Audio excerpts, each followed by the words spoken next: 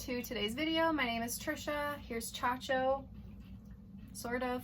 And today I'm going to be finally reviewing you guys' enclosures. A lot of you guys sent me submissions weeks ago and I needed more submissions, but I kept forgetting to ask for the submissions. So I finally did it yesterday and now we're finally gonna film this. Thank you for your patience as always, because I always take forever to get to these videos, but they end up always being worth it and I love seeing your guys' setup. So I'm excited to jump into it. I'm gonna have to use my laptop again. So you may see that I may have to put my glasses on. There's probably going to be a glare, but I am like legitimately blind without them. I'll try my best. I'll probably be squinting a lot just to make sure I can see. But the very first submission is from OK Haley.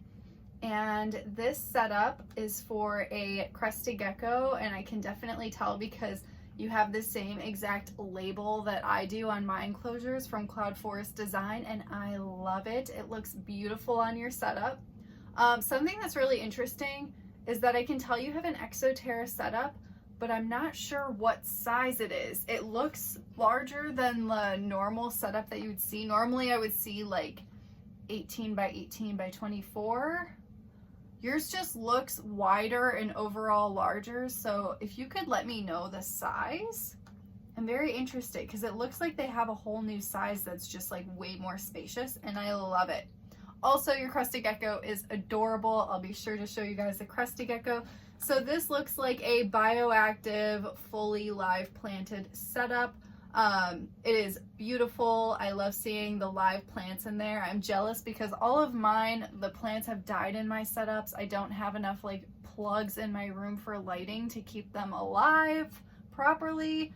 So I'm jealous. This looks amazing. I also really like that you have this little hide on the left hand corner for your gecko to climb in. That is super cool. I'm not sure what the thing is on the right. It's like green. Maybe it could be for food or something. I've never seen anything like that. I'm very intrigued. But there's a lot of foliage in here. The plants like really take over the whole thing, make it very naturalistic. You got some cork bark. The whole thing is just completely filled out. It looks like you're using UVB, which is also beneficial. So this is just an ideal setup for a crested gecko and a perfect example of what people should be doing. So thank you so much for sharing this because it's very helpful for people that want crested geckos or they want to redo their setups and they need some inspiration. This is the inspiration. Next up, we have Beardy Cosplay. Congratulations, by the way, because for Christmas, he got all Zen Habitat upgrades for all of his animals, and I'm so happy for you. This is amazing. So he's sharing his, actually 2 enclosures. We're gonna just review one of them. We're gonna review the one on the top, which is for a ball python. And again, the same labels. I love that we're all just like in a group of having matching labels, but they do look really beautiful on the setup. So this is a 4x2x2, I'm assuming PVC enclosure for a ball python. Extremely spacious and beautiful. Looks like you have a really large water bowl. You have a couple of different things to climb on, a little crocodile in there. We have hides. I see there's a cork bark hide on the left-hand side, and then there's another hide on the right-hand side. So you got the warm and cool hide. Very well done. So something that I would recommend for this enclosure to bring it to the next level would be to add way more climbing features and really utilize the height of that setup because you have 2 feet and I understand that can be pretty difficult to fill out. That's also kind of why I like naturalistic backgrounds, because then it really helps with adding natural climbing features because you can shove it into the spray foam. But there are other things that you can do, just getting other sticks and like balancing them throughout the setup. Just fill out that height as much as you can to give not only more potential for like foliage to wrap around for more coverage for your ball python, but then also your ball python will just have way more climbing area to utilize as well, to exercise on and all of that. That I think would definitely bring this like to the next level and just look amazing. But it looks like you have a wonderful start and I am loving how everything looks stacked up and I'm so happy that you got your Zen habitats. So keep up the amazing work, and thank you so much for sharing. Next up, we have Ryans_reptiles13, and we are looking at a beautiful gargoyle setup for a beautiful gargoyle gecko. This gecko is stunning. Looks so much like my Sunny, which brings me so much happiness because I love her, and they're gorgeous. I mean, look at that face. And then the setup is just like a piece of nature. It is wonderful. There are live plants all over the place. There's climbing features. There's a ledge for the food. There's a naturalistic background. I'm pretty sure it's bioactive. Just absolutely perfect. Again, this is just like another ideal setup of inspiration to look at if you are interested in getting a gargoyle gecko or wanting to redo your setup. This is a prime example of what the enclosure should look like. The entire space is completely filled out. There's hiding places everywhere. There's so much potential for hydration through all the moisture on the plants, things to climb on, just perfect. So thank you so much for sharing this. Next up, we have passion_4_reptiles. So they said, this is my veiled chameleon enclosure. It's a 2x2x4, but in a few weeks you will get a much bigger enclosure that will be 4x2x6 feet, which is amazing. He's still a subadult veiled chameleon, so that was his enclosure for now. So even for now, an amazing example. It looks fantastic. You've done a really good job at filling this enclosure out. I feel like that's kind of the biggest obstacle when you're getting a really tall enclosure for a chameleon, especially a 2x2x4, is filling that space out can be very challenging, and a lot of the times you'll notice a lot of empty spaces. But this is like a perfect example of how to fill out the enclosure properly. And there are live plants everywhere, which are going to be perfect for keeping the humidity up and also offering hydration for your animal.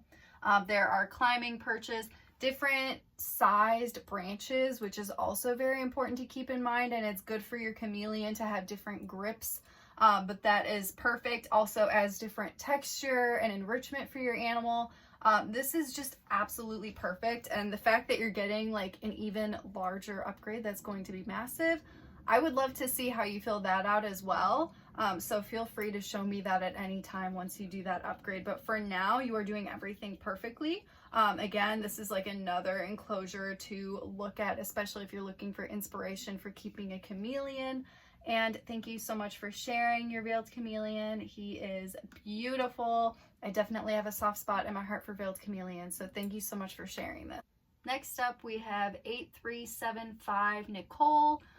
This is Ikora, hopefully I'm saying that right, in a custom built 18x18x36 tall, complete with a waterfall, live plants, fogger, and terrarium style build. First of all, the crested gecko is so cute. Thank you so much for sharing. I had to make sure, like, when I told you guys to submit photos of your enclosure, I want to see the animal in there too, because I love seeing them. They are just so adorable. So this gecko does not disappoint. Very, very cute. And the setup is, oh my goodness. This setup looks massive. It is so spacious for this gecko. And I am just loving it. I love the naturalistic background, the live plants. It is perfect. The only thing I think that I would add would be possibly just a little bit more of like branches or cork bark for your gecko to climb on. Only because I'm just like looking at the right side and it's looking a little bit empty, although it is glass, so it's not like the naturalistic setup on that side. So it can be a little bit more challenging with like other things going on that, because it can't like stick into place. But you could even just lean up like a nice chunk of cork bark or something, and then that can function as a hide and something for your gecko to climb on. That would probably be my only recommendation, because everything else is just beautiful. It is a fantastic setup and another great example of how crested geckos should be living. So thank you so much for sharing it. Next up, we have the Reptile Studio, and thank you. You sent me so many beautiful enclosures and submissions. I had to go with the Pac-Man frog one though, because I feel like whenever I see Pac-Man frog enclosures, they really don't need much. So they tend to have like the most boring setups. It's literally just like a little tank and some dirt and then a frog in there. So the fact that you just like went all out and made this amazing, beautiful setup, I just had to share it with everyone else. So this is live planted and it is so beautiful to look at. And then also what's great about it is that like a lot of the times, as I said, people just have dirt for a Pac-Man frog. This frog has so many different hiding opportunities within these plants. I'm sure it feels very secure and happy. And then those plants are also going to help increase the humidity for your frog to help take care of it better, make sure its skin is healthy and it's getting the proper environment that it needs. So this is ideal. I would love to see more Pac-Man frogs that have setups just like this. You could tell that you really put a lot of love and effort into this, and that's what they deserve, and that's what I love to see. So thank you so much for sharing it. So the Pac-Man frog is absolutely adorable. I love him. Or her, if it's a her. Next up, we have Callisto Noodle, and we are looking at another veiled chameleon setup, and we have a gorgeous veiled chameleon. I think it's a female, just looking at the photo. I'm not entirely sure, but it doesn't really matter regardless. It's the same care. So we're looking at this enclosure. It is a 2x2x4. It looks like it's a screen enclosure. It looks like you have some vines and some branches and a lot of fake plants in this setup. So something that I would recommend would be to add live plants if you can, especially because it will help fill out that space. As I mentioned earlier, filling out a 2x2x4 is the most challenging thing for chameleons, is just making sure you're filling it out enough for them.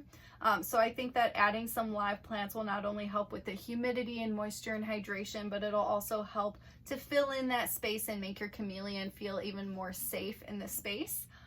Something that I like to do personally is go to Home Depot. They have what I like to use. They have these corn plants with pothos at the bottom.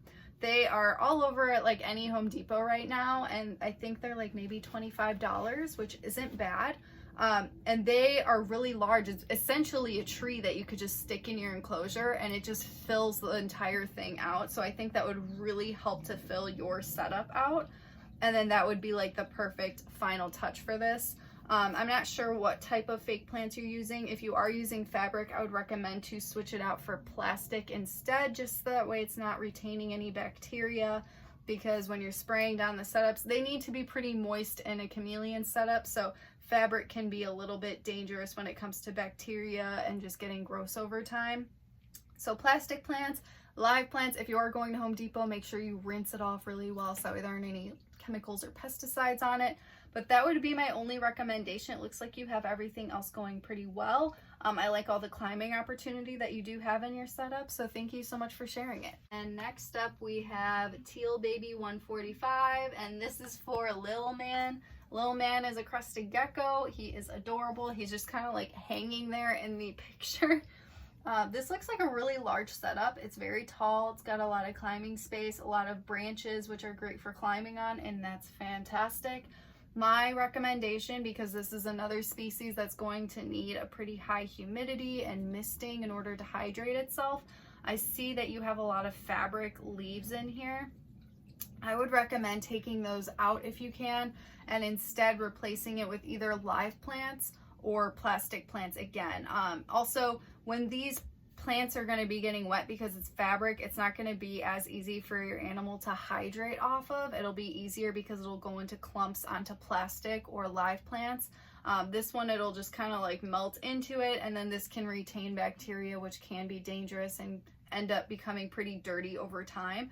So that would be my recommendation, to just add either live plants or plastic plants for the foliage instead of the fabric. Something else that I think would be great in this setup is some cork bark and maybe some perches that go horizontally across for some horizontal climbing space.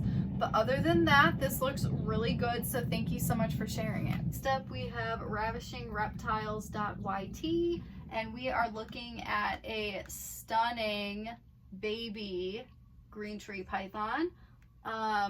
So this is a 3x2x3 setup. which is 3 feet wide, 2 feet deep, and then 3 feet tall, which is perfect. It's very spacious for a small green tree python, which I love to see. It seems like a lot of people kind of like do bare minimum sizes for green tree pythons, and these guys are active, especially at nighttime, and they will utilize as much space as you will give them. So I appreciate that. Also, the label in the back, love it. We are just all a part of the same gang. So we have, I think that's a water dish at the center. We have some live plants, which will definitely help with humidity. It's a PVC enclosure. Just fantastic.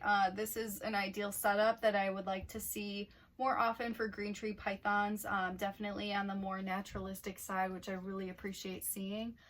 Maybe something that I would add to this would be some leaf litter at the bottom, maybe make it bioactive.